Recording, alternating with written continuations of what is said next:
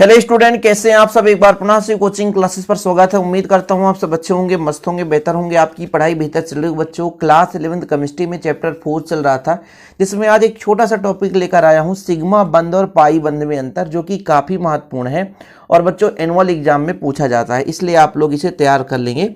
और इसके पहले जो भी आप लोगों को मैंने वीडियोज प्रोवाइड किया है उसका प्लेलिस्ट बना दिया हूँ, तो आप लोग प्लेलिस्ट देख सकते हैं और विधिवत तैयारी कर सकते हैं। चलिए शुरू करते हैं बच्चों। सिग्मा बंध और पाई बंध, यानी सिग्मा बॉन्ड और पाई बॉन्ड। इसके पहले मैंने अतिव्यापन का लेक्चर आपको प्रोवाइड किया था, हो सकता है आप लोगों ने देखा होगा। अतिव्यापन का मतलब क्या होता है कि दो कक्षक आपस में मिल जाएं। जैसे मान लीजिए इलेक्ट्रॉन, जैसे हमारे पास दो परमाणु हैं, उनके इलेक्ट्रॉन पास पास में हैं, तो दोनों परमाणु के इलेक्ट्रॉन आपस में क्या करेंगे, ओवरलैपिंग करेंगे। मतलब उनके कक्षक के मिलने से इलेक्ट्रॉन एक दूसरे के पास समीप आएंगे। तो वहां पर जब एक कक्षक दूसरे कक्षक के साथ ओवरलैपिंग होता, मतलब एक दूसरे पर समाहित हो जाते हैं, तो वहां पर कहलाता है अतिव्यापन।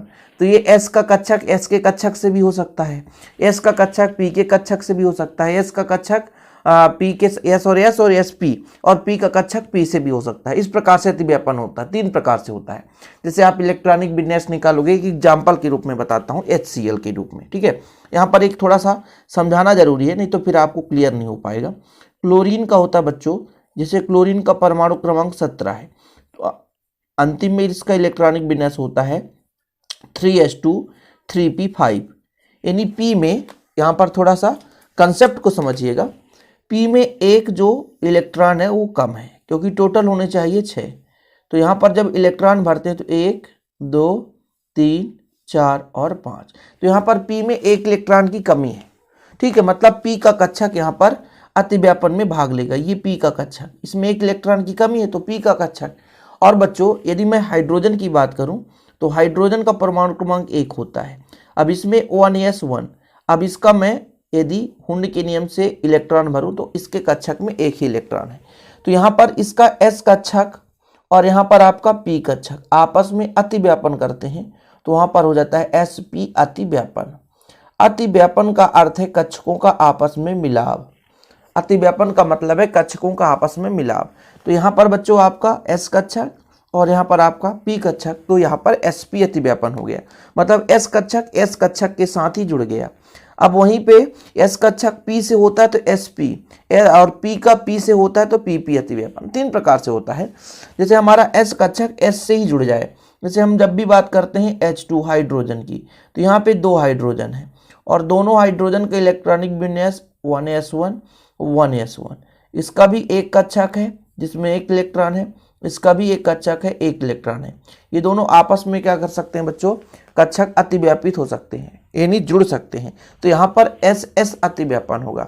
यहाँ पर आपका, यहाँ पर HCl में sp अतिव्यापन हुआ है। ठीक है, तो अतिव्यापन का मतलब होता है कक्षकों का आपस में मिलना। स्क्रीनशॉट लेने के लिए समय दूंगा, बिल्कुल निश्चिंत रहें। अब इन्हीं अतिव्यापन से बनता बच्चों सिग्मा बंध और पाई बंध। जैसे मान लीजिए SS अतिव्यापन की बात करता हूँ, S और S। SS में क्या होता है, S की आकार गोलाकार होती है प्लस ये गोलाकार, जब आपस में मिलते हैं बच्चों तो ये कुछ इस प्रकार से बन जाता है। तो यहाँ पर जो मिलाप हुआ है, तो यहाँ पे जो बना है सिग्मा बंध का निर्माण हुआ है। क्या बच्चों, सिग्मा बंध। ठीक है, अब जैसे मैं बात करता हूँ कि sp अतिव्यापन, sp अतिव्यापन। ठीक है, sp में क्या होगा, S का आपका गोलाकार, p का आपका डमरू नुमा होता है, और जब आपस में योग करेगा तो ये गोलाकार तो वही है और p का डमरू नुमा, तो यहाँ पे अतिव्यापन हुआ। यहाँ पर भी आपका कौन सा बंध बनता है बच्चों, तो सिग्मा बंध ही बनता है। मतलब आपका जब SS अतिव्यापन होता है तब भी सिग्मा बंध बनता है, sp अतिव्यापन होता है तब भी सिग्मा बंध बनता है।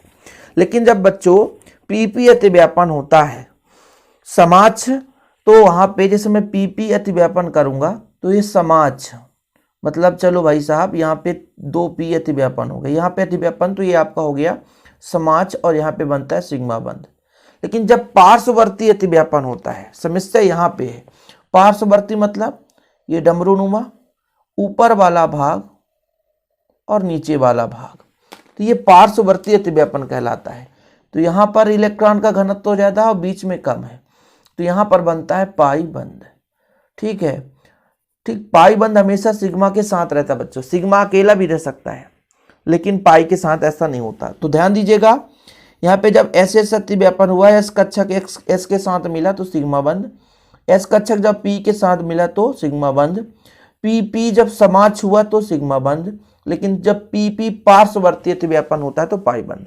मतलब यहाँ पर जो पाई बंध का निर्माण होता है केवल और केवल पार्श्ववर्ती या पार्श्वीय, ठीक है, पार्श्वीय अतिव्यापन से होता है। किससे बच्चों? पार्श्वीय अतिव्यापन से होता है कौन सा? पाई बंध का निर्माण। तो पहला डिफरेंस तो क्लियर है आप लोगों से, ठीक है, कोई दिक्कत तो नहीं है कि भाई साहब जो सिग्मा बंध है वो अक्षीय अतिव्यापन से बनता है और जो पाई बंध है वो पार्श्वीय अतिव्यापन से बनता है, ठीक। और इसके साथ दूसरा भी हमने आपको समझाया कि जो सिग्मा है वो एस एस अतिव्यापन, एस पी अतिव्यापन और पीपी कक्षकों के अक्षीय अतिव्यापन से बनेगा, पार्श्वीय नहीं। लेकिन जो पाई बंध है केवल पीपी कक्षकों के पार्श्वीय अतिव्यापन से बनता है, सिंपल है, ठीक है। अब जो सिग्मा बंध होता है अक्षीय अतिव्यापन होता है, इसमें अधिक मात्रा में जुड़ने का चांस होता है, इसलिए सिग्मा बंध एक प्रबल बंध होता है। लेकिन वहीं पे पाई बंध थोड़ा सा पार्श्वी होता है, यानी ऊपर नीचे हुआ, पार्श्व वाले भाग में जुड़ा और बीच में खाली रह गया, तो थोड़ा सा सिग्मा बंध से दुर्बल होता है। मतलब किसको हम आसानी से तोड़ सकते हैं?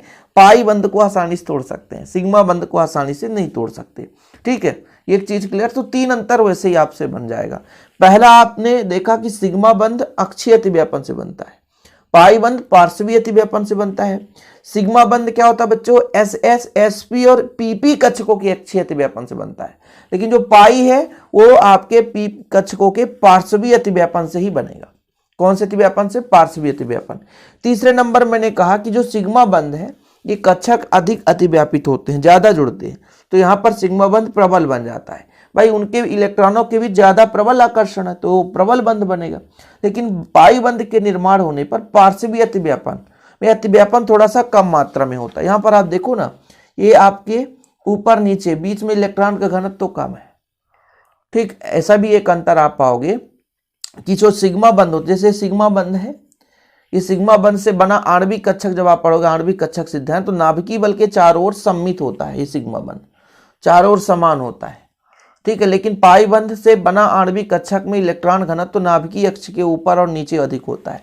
जैसे यहाँ पर इलेक्ट्रॉन घनत्व तो अधिक नीचे, यहाँ पर मान लो हर जगह समान है, लेकिन यहाँ पर पाई बंध में बीच में नहीं है, ऊपर नीचे घनत्व तो ज्यादा है, ये चीज होता है। तो सिग्मा बंध के सापेक्ष परमाणुओं का मुक्त घूर्णन संभव होता है, जबकि पाई बंध में ऐसा संभव नहीं होता, ठीक। एक चीज तो हमेशा याद रखना, तीन अंतर तो आपसे क्लियर है, ठीक, तीन अंतर। चौथा अंतर ये फोकट का अंतर याद कर लो कि सिग्मा बंध कभी अकेला, सिग्मा बंध हमेशा अकेला रह सकता है और पाई के साथ, लेकिन पाई बंध हमेशा सिग्मा के साथ ही पाया जाता है, ठीक है। तो दो अंतर आप लोग स्क्रीनशॉट ले लो बच्चों फटाक से। तो ये दो अंतर है ना। इसके बाद तीसरा अंतर देखो, अधिक मात्रा में अतिव्यापन होने का सिग्मा बंध प्रबल बंध है, जबकि पाई बंध का निर्माण थोड़ा सा पार्श्वीय अतिव्यापन से होता है, वहां पर अधिक मात्रा में अतिव्यापन नहीं होता, इसलिए दुर्बल है। ये तीन अंतर हो गए, तीन अंतर आपसे बन ही जाएगा। चौथा जो अंतर आपको तैयार करना ये वाला, किसी अणु में सिग्मा बंध अकेला या पाई बंध के साथ पाया जाता है।